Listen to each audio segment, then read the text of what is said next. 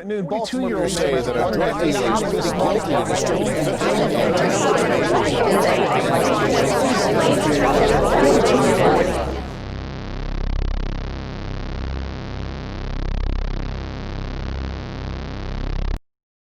All right, let's talk about what's going on in the city of Baltimore. In 2017, there were 342 murders. It's the highest rate the city's ever seen. It was also the highest rate of any major U.S. city that year, more than double that of Chicago. The rise in violent crime in the city of Baltimore started back in 2015, following the highly controversial death of 25-year-old Freddie Gray. His death sparked outrage and riots in Baltimore and demonstrations across the country, really. A lot of people blamed his death on a broken police system. And despite recent efforts to repair it, the situation seems to be getting worse. Post Freddie Gray, it's actually way worse. Shootings left and right, stabbings. In May alone, it's been record numbers of shootings and homicides. A lot of them were in this neighborhood and surrounding neighborhoods. This is the preview of what we're gonna be hearing and dealing with all summer long. End of 2015, I heard the number 344. That was the most homicides in Baltimore City for the city's history. Hearing that was pretty disturbing to me. I knew I wanted to do something about it, but I wasn't quite sure what. I'm Amy Berbert. I am the photographer behind Remembering the Stains on the Sidewalk, which is a photography project where I return back to all of the homicide locations in Baltimore City. I go back on the 1-year anniversary on the same day that the violence occurred, and I go back at the same exact time.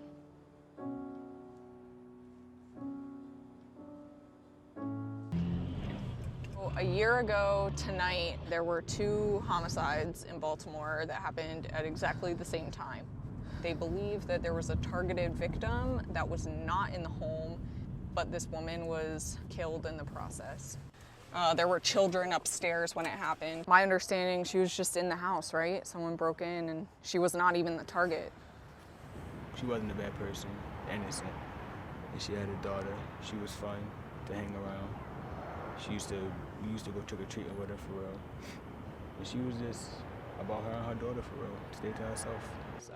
I just don't understand how all the young people, only when it's their family member or one of their friends, do they care that a life has been lost.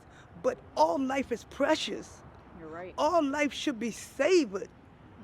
Nobody's life is to be thrown away or disregarded. I am Akai Alston, and I'm a community outreach worker in the Sandtown, Winchester community. Baltimore City, we experience loss, and these teams experience loss every single day. I was 13 years old the first time I actually got shot, man. You know, dudes were trying to rob me. 13 years old, I got shot in my foot and I got grazed in my back. I felt horrible, you know, I felt scared, afraid. I didn't want to feel that way anymore. So what I did, I bought a gun. For $25. I bought a gun, and I kept a gun on me every day after I got shot, at the age of 13, because I got shot.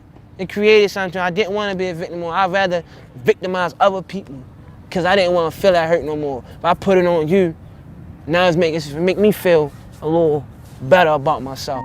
That's how it starts, man. It's a monster. Violence. It's a cancer. I was 14 years old the first time I actually shot a man, just because a guy punched me. As a young man, I should have had somebody there guide me to show me, like, come on, man, that's not the route to go. But I had people in my ear telling me, no, you got to kill him. You got to kill him. Okay, right now we're going to do a support group with the youth called SELF, and SELF is an acronym for safety, emotion, loss, and future. All right, cut that game off. Look, man, by a show of hands, anybody ever been robbed in here before? Been robbed? How to make you feel to be robbed, okay? I made me feel like I was like, that's what man, oh yeah, like, you feel me? My confidence was low, you feel me? Right, yeah. I felt scared, you feel me? Like, damn, like, it's crazy. I've been through everything, you know, that they going through now. I went to prison, I was 19 years old, man, for accessory to a murder. It took 5 years away from my life just to be sitting right here talking to you today. This is Baltimore, you know, everybody hurting, man, going through stuff. For you to have to see something like that, Kevin, you know what I mean, with your own eyes, that's what I want to talk about, man. You know what I mean? I saw something like that. I saw somebody that got shot in the head. What? Right, head busting. Like on the corner, right there on my block. How that made you feel, man, seeing that?